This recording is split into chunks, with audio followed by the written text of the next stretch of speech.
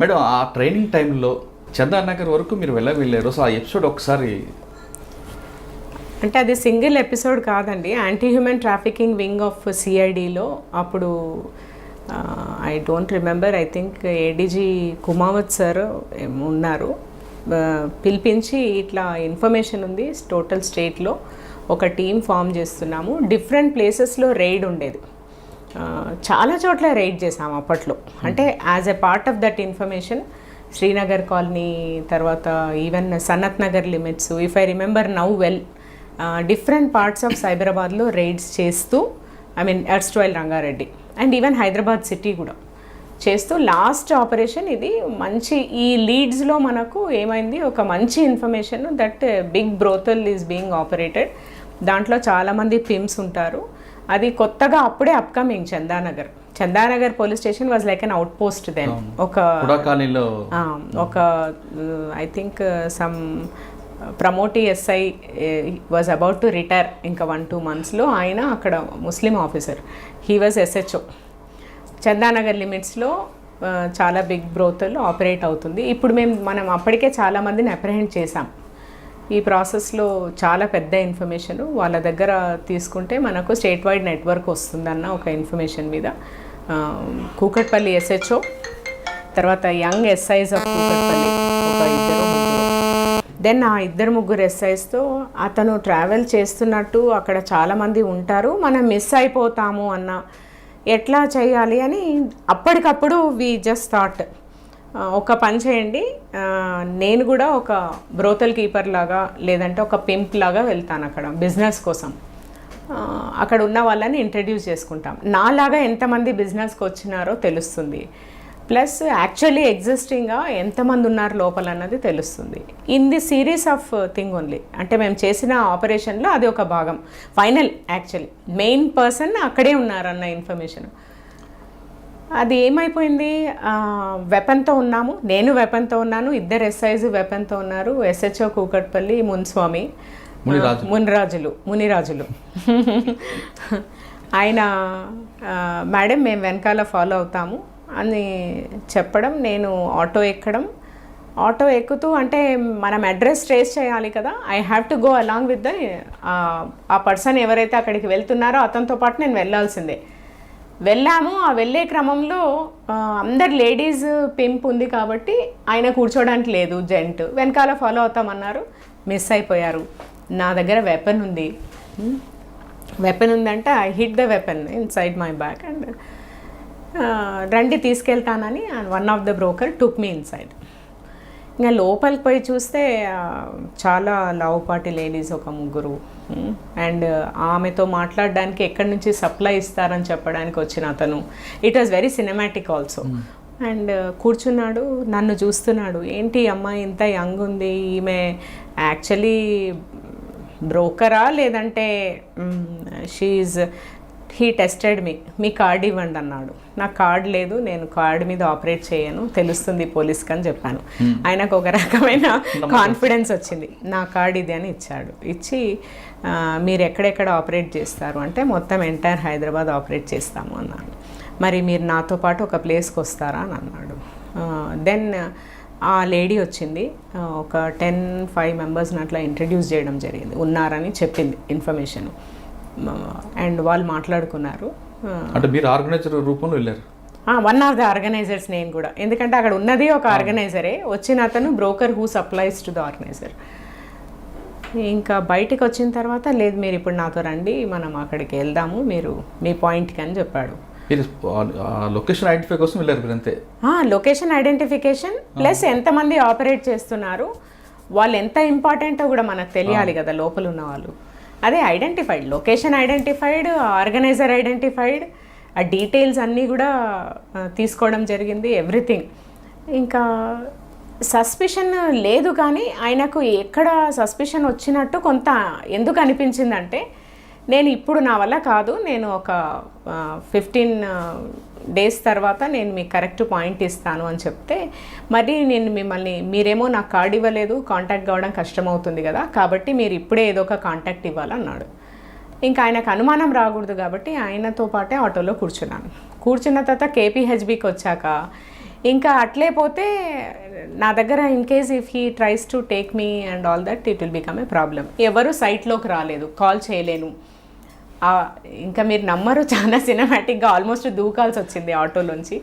దూకిపోయి ఒక్కటే చెప్పాను, 2 నిమిషాలు నేను ఫోన్ చేసుకొని వస్తాను, ఎందుకంటే నా దగ్గర ఫోన్ క్యారీ చేయను కాబట్టి నేను ఫోన్ చేసుకుంటాను అని, మీరు జస్ట్ 2 minutes వెయిట్ చేయండి అని వెళ్ళి ఫోన్ కాల్ చేసి వాళ్ళందరూ అక్కడికి వచ్చేసారు. He was apprehended of course.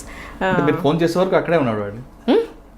అంటే మనం చెప్పాం కదా 2 minutes ఆగండి ఫోన్ చేసి వస్తానని. దెన్ ఆ రోజు ఇన్ కేస్ మిస్ అయి ఉంటే he would have taken in an auto and weapon మన దగ్గర ఉంది. And he was a big operator only, of course later arrested and all that. అంటే ఇన్ డెవలపింగ్ ద ఇన్ఫర్మేషన్, అంటే intelligence ఎలా develop చేయొచ్చు ఒకటి. 2 ఆన్ ద నెగటివ్ సైడ్, అది పోతే ఏం కాదు ఇన్ఫర్మేషను, నేను సేఫ్ సిచ్యువేషన్లో లేనప్పుడు బయటికి రావాలి అన్న ఒక లెసన్ కూడా అక్కడి నుంచి యాజ్ ఏ ప్రొబేషనర్. లక్కీగా అప్పుడు కొంచెం మైండ్ పనిచేయడము, నేను ఒక 2 minutes మాట్లాడుకుంటానంటే అతను నమ్మగలగడం, నమ్మించేట్టు బిహేవ్ చేసినందుకు ఇట్ వాజ్ ఓకే. బట్ కానీ ఆ మధ్యలో గ్యాప్లో 2 గంటలు మాత్రం మీరు 2 hours చాలా టెన్షన్ అండి, ఎందుకంటే 3 ఆర్గనైజర్స్ ఉన్నారు అక్కడ. నేను ఆ రోజు పోలీస్ జీప్ వెనక నేను స్కూటర్ మీద ఉన్నా, మొత్తం రంగారెడ్డి పోలీసులు అందరూ టెన్షన్ ఉన్నారు, ఈవెన్ ఎస్పీతో సహా. మిస్ అయిపోతే ప్రాబ్లం అయిపోయింది. పోలీస్ ఆఫీసర్ విత్ వెపన్ అందులో ఆర్గనైజర్కి వెళ్ళిందంటే ఏం జరిగినా డిపార్ట్మెంట్కి బ్యాడ్ న్యూస్ 100%. అంటే మీరు ఆ రోజు సిచ్యువేషన్లో ఏమాత్రం కొంచెం మీరు ఇంటెలిజెన్స్ యూజ్ చేయకుండా మీరు కూడా ఒక సాధారణ మహిళలాగా ఉంటే మీరు ప్రాబ్లంలో ఫేస్ చేసేవారు ఖచ్చితంగా. మీరు ఆడిని పట్టుకోవడం కోసం మీరు రిస్క్ తీసుకుంటూనే మీ ఇంటెలిజెన్స్ యూజ్ చేయడం వల్ల మీరు సేఫ్గా వచ్చారు, ఆ ఎక్కించడం మీకు దొరికాడు. అటువంటి ఇంటెలిజెన్స్ మిగతా అమ్మాయిలు కూడా యూజ్ చేస్తే బాగుంటుందేమో కదండి. అంటే except for the weapon it was a calculated risk only. Weapon ఉంది కాబట్టి it was an uncalculated risk అని చెప్పాలి. వెపన్ ఉంది కాబట్టి, కేవలం వెపన్. బట్ అదర్వైజ్ మనం యూజ్ చేయాల్సిన ఇంట్యూషన్ 100% యూజ్ చేయాలి, whether I'm a police officer or not. First of all నేను నా డిపార్ట్మెంట్ చెడ్డ పేరు రాకూడదు ఒకటి. ఫస్ట్ నేను బయటకు వస్తే కదా డిపార్ట్మెంట్కి. ఇప్పుడు చూడండి ఎన్నో ఘటనలలో చూస్తున్నాను, so many times I tell, ఇది అదేం ఫస్ట్ సిచ్యువేషన్ కాదు, ఏ మహిళకు కూడా అట్లాంటి సిచ్యువేషన్ సాధారణమే. ఏంటంటే నేను చదువుకున్న రోజుల్లో కూడా ఫేస్ చేసి ఉంటాను చాలా.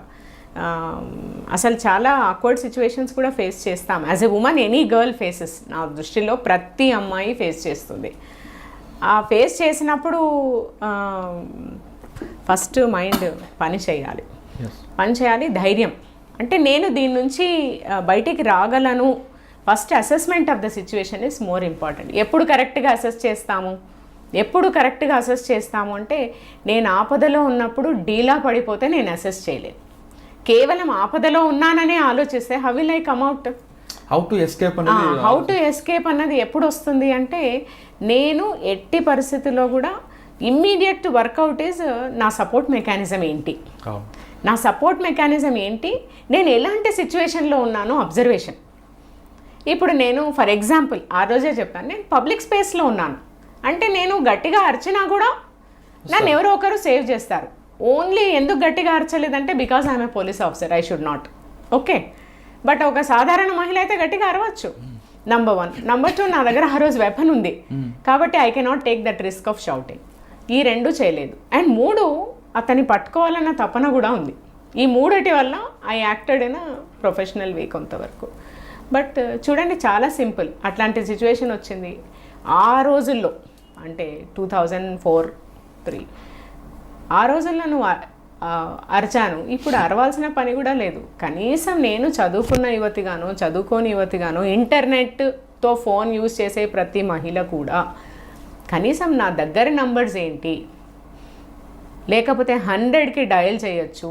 నా దగ్గర నేను ఎప్పటికీ ఒక హాకై లాంటి app, any safety app, especially Hawkeye, so easy to use, నేను పెట్టుకుంటే జస్ట్ నా phone utilization in a particular mode, even in on off mode, flight mode also operate అవుతుంది అన్న స్ఫురణ మహిళలకే కాదు అందరికీ రావాలి. ఇప్పుడు నేను you may protect me some time, self defence ఇదంతా second stage. But first is I should have sense of using, ఎవరిని నేను యూజ్ చేసుకోగలను ఒకటి.